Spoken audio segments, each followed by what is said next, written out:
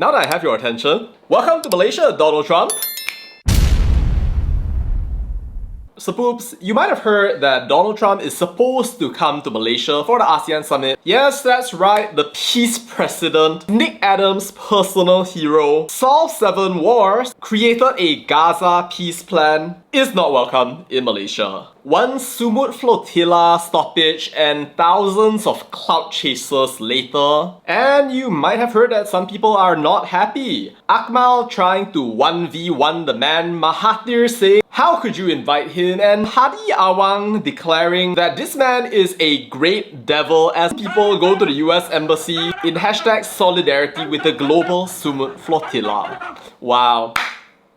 Off to a great start. And you know, these are just a few examples. We could also list the Tian Chua protests with Palestine flags in KLCC just the other day, and any number of other things out there to illustrate how Malaysia bertimbang rasa fights for social justice, stands against this evil man and his sekutu Israel. Dahsyat zaman Madanon. But you know what I say to that? Welcome to Malaysia, Donald Trump. I think it's important to just have some basic etiquette. Like, if you invited someone to come to your country and they said yes already, you can't be going out there and just pulling away the invitation. You wouldn't do that to a friend in real life. You certainly can't do it to the President of the United States of America. And it's just bad manners. But it's also because, at the end of the day, it is an ASEAN invitation. It's not like a bilateral invitation between Malaysia and the United States, where somehow or another we're going up to Donald Trump and saying, "Mr. President, please come to our country." You're literally not just representing Malaysia, you're also representing Thailand, Cambodia, Singapore, Laos, Myanmar, Vietnam, and so on and so forth, on this fun little journey where Malaysia's basically inviting everyone, China included. If Malaysia basically gives in to all of these protesters and their hashtag justice, basically, they're making enemies of every single one of the ASEAN countries who rely upon America just to suit the interests of specific groups of people who, by the way, do not represent me. Oh yeah, and we're not even thinking about the retaliation from Donald J. Trump. Can you imagine what will happen if we uninvite him and he gets pissed off? Raise tariffs to 200%, destroy our entire semiconductor export market. Next thing you know, he's gonna come out on Truth Social and then start blasting Malaysia. Because of their disrespect to the United States of America, I hereby announce a 300% tariff. Thank you all for your attention. Completely forget about us. 5 more people start writing about how we are supporting Hamas, and before you know it, maybe nuclear warheads will accidentally start falling on Malaysia.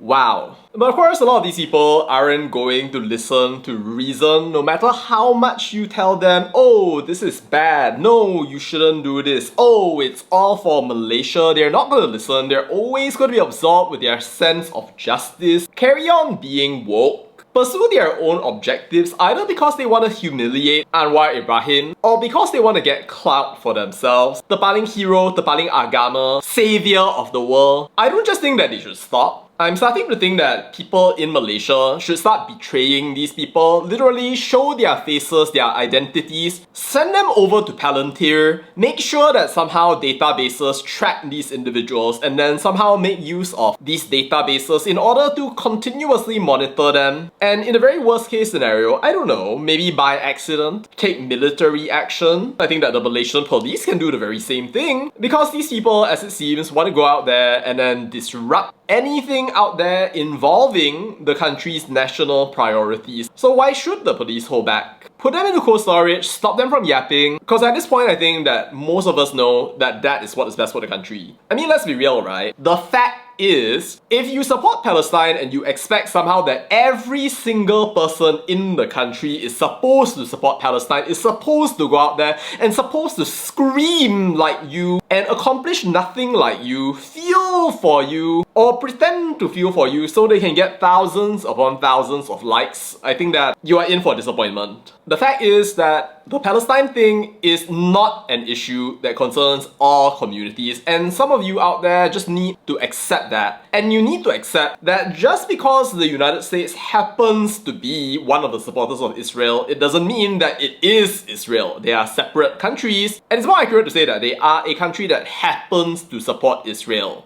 if you're gonna go out there and say that, oh, we should go ahead and throw away the livelihoods of people who work with America or in America, rest assured you are throwing the baby out with the bathwater. And it showcases that you, like so many other Malaysians out there, are just selfish, entitled. You feel that everybody has to play to your expectations, which to be fair is kind of like Donald.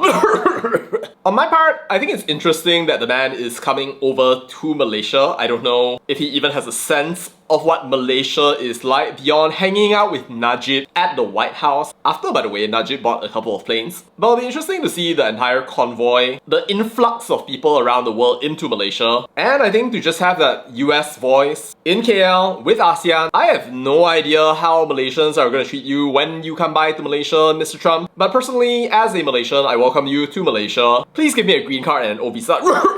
No, but seriously, I think you're doing a fantastic job in some ways, a catastrophic job in others, but it all nets out to make your reality TV show the most exciting show on the planet. I look forward to meeting you one day, Donald, and I hope you'll have an amazing time when you're here. That's all to say about that, and bye.